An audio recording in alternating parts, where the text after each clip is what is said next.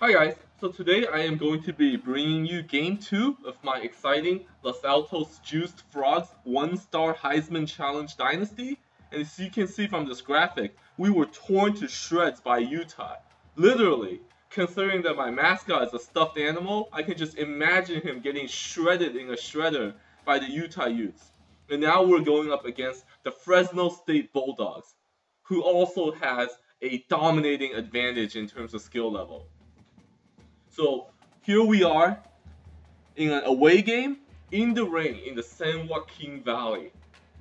And basically, our goal is just to make the score respectable. Fresno State and Utah are obviously two of the two most difficult teams that we'll be facing this year.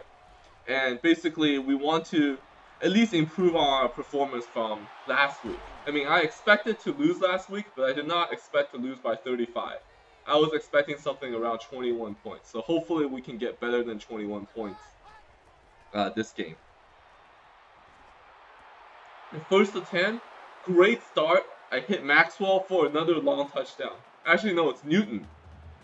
Interesting. So Maxwell must have been subbed out on that play, but great start nonetheless. Now Fresno comes back.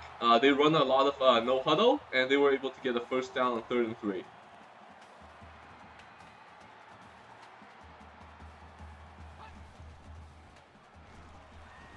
A nice give to the running back there, another first down.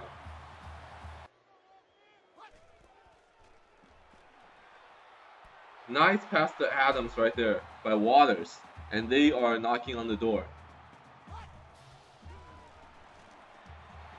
Good run up the middle again, and they're almost near the goal line. And that's one thing, when you have such a big skill difference, is that their players are going to be so much better than your players. Like right there.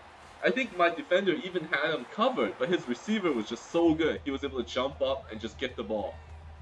So now we're at 3rd and 2, critical situation.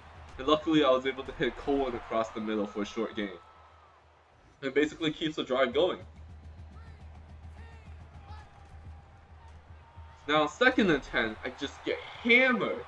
And it becomes 3rd and 18. I think I was looking for the deep ball there and didn't get it in time.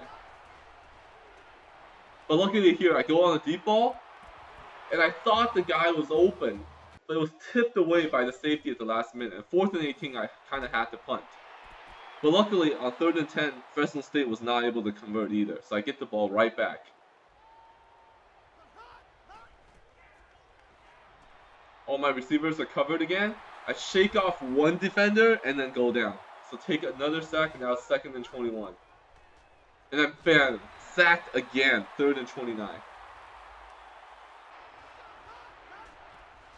So pretty much on 3rd and 29, I only have the long ball available to me as a viable option, and I completely overthrow my receiver.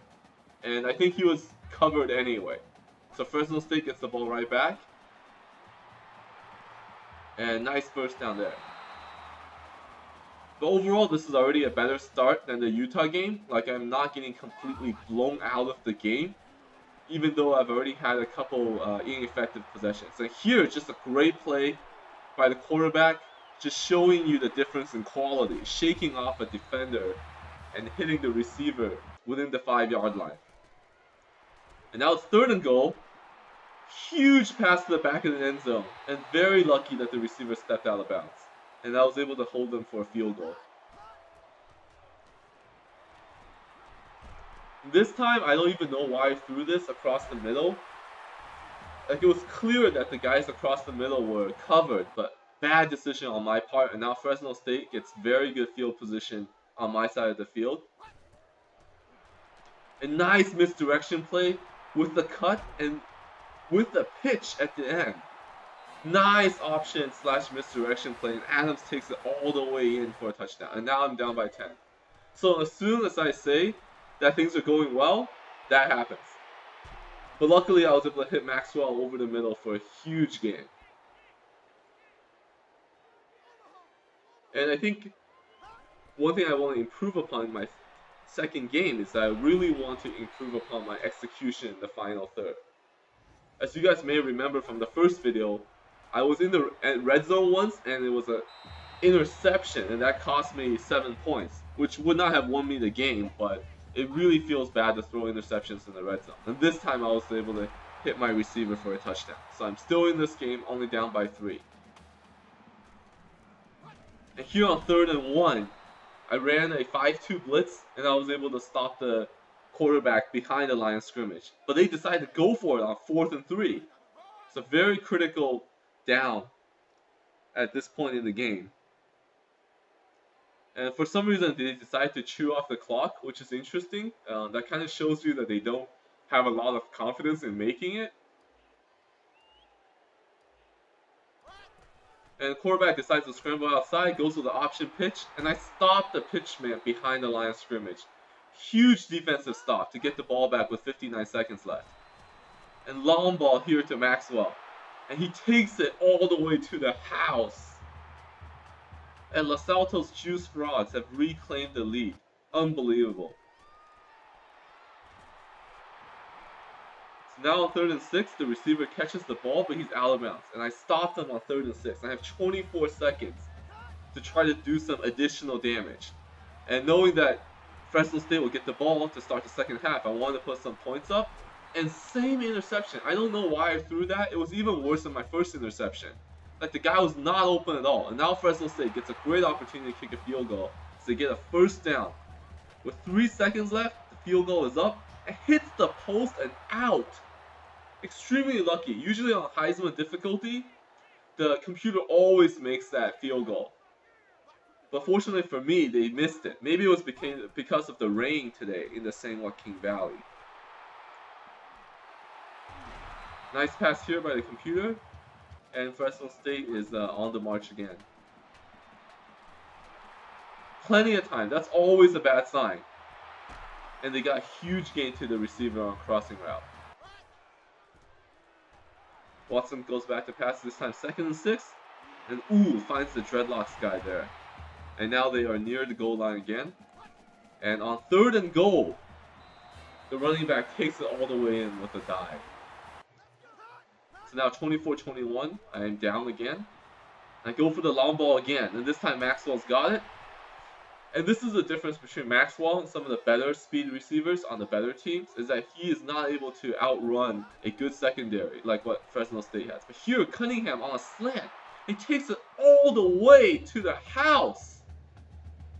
And I have to say, this has got to be the play of the year, even though it's only the 2nd game of the season. Look at this. He catches the ball, brushes off the defender who's about to block for him, and still takes it in for the touchdown. Unbelievable play by Cunningham, my star running back, playing in the wide receiver slant position, and got the touchdown. Huge touchdown to at least keep this game close, but they get a massive run here. And luckily, my cornerback was able to chase him down, but they still get a 2nd and 1 near my goal line. He gets the first down and gets the touchdown. Strong run by the running back. And 31-28, I am down again. On 1st and 10, I hit Cunningham again on the slant, similar to the play for the touchdown, but this time he did not get the touchdown. 2nd and 10, I try to scramble, I shake off the defender. I don't know why I went back into the pocket. I should have tried to scramble more to the side and throw it away. But as a result, I get sacked. On 3rd and 19, I hit O'Neal deep down the middle. Touchdown.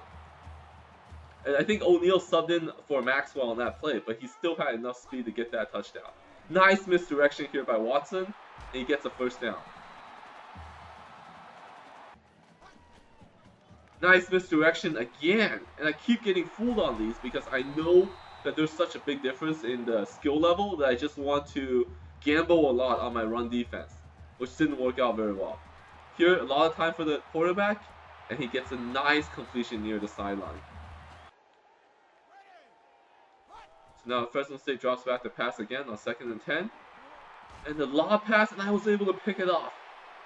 Cohen takes the ball, and I'm trying to go all the way. He's got a blocker in front of him. It's looking good, but the blocker's not paying attention. And he gets tackled out of bounds. But there were 4 guys chasing him, so I'm not sure if one blocker would have made a difference. But I come back with a slant to Cohen and get a 10-yard completion. And now across the middle, Oh, I saw the receiver open deep down the middle, but I should have waited a little bit longer for him to get more separation from the second level. And I was a little bit impatient there, and the ball basically was not high enough and was intercepted. A massive momentum swing, given that if I could have scored, it would have been a 2-possession game, but now Fresno State gets an opportunity to take the lead again. And they get a nice run there, down about the 30-yard line. Great catch by Higgins there, and they are in scoring position again. But on 3rd and 3, I get a very lucky false start penalty, which basically takes them out of a lot of legitimate run options. So now 3rd and 8. Critical part of the game right here. And they got a slant to Johnson. Johnson shakes off 3 defenders, and he gets the 1st and goal. Now 2nd and goal. Watson scrambles. He looks like he's going to pitch it, but no, he takes it all the way. And Fresno State is back up 38-34. 38-35.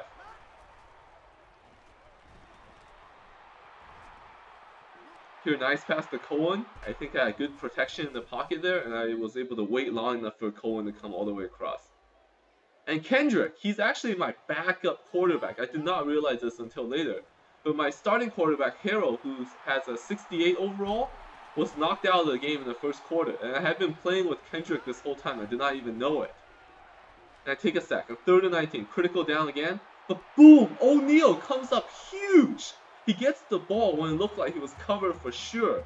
And takes it to the house for a touchdown.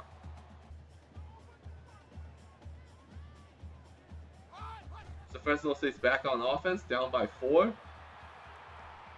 And what a catch! But I was able to knock the ball out of the receiver's hands on 3rd down. And now it brings up a very, very, very critical 4th and 6. He goes long, but the ball is overthrown. Wow, he had his man wide open. And now I have a chance to run off the clock. 2nd and 7, I hit a dangerous slant to Newton. That could have been knocked out or picked off easily. But now basically I forced the computer to use all their timeouts and I tried to run off the clock. On 3rd and 13, I go straight up the middle and get 3 yards and center the ball a little bit so I can kick a field goal. The difference this time is I actually call a timeout when it goes down to 1 second, instead of trying to kick it with 1 second left and get a delay of game penalty like I did in one of my online ranked matches. And luckily I was able to slide it through. So now 4 seconds left, I kick it deep and just hope that the computer does not take it all the way. So Jones gets the ball, one of my defenders slips, but we get him before he can take it to the woodshed. And that's the end of the game. A huge comeback game, especially after that horrible result against Utah last week. But the Los Altos Juice Frogs must have gotten some new steroids because we were able to bounce back from the disastrous start and go 1-1 on the season and take down the 2nd toughest opponent we're going to face all year. Final score 45-38. And here's the play of the game. O'Neal was clearly covered, but if you look on the replay, he was able to slide into position to get the ball. And this was basically the play of the game, which she takes to the house and basically gave Los Altos Juice Frogs the lead for good. That's my coach. I actually have him in a t-shirt, but I guess since it was raining, he was wearing a tracksuit. And look at the stats. It was very even total offense. We had 478 yards passing, which was great. 3 turnovers, that's still a little bit too many. But my backup quarterback with a 59 overall came up huge for 5 touchdowns. And I had 6 touchdowns, 3 interceptions, which is a decent ratio. So a huge improvement over the first game, where it was 3 touchdowns and 4 interceptions. Not much running for me, of course. And very happy here that I was able to spread the ball around to everybody.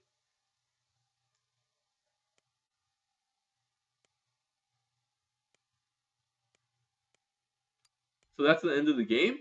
And I hope you guys enjoyed this exciting game 2 of my Los Altos Juice Frogs Dynasty. And I think the team can only get better from here because we're going into a wax schedule with all the easy teams now.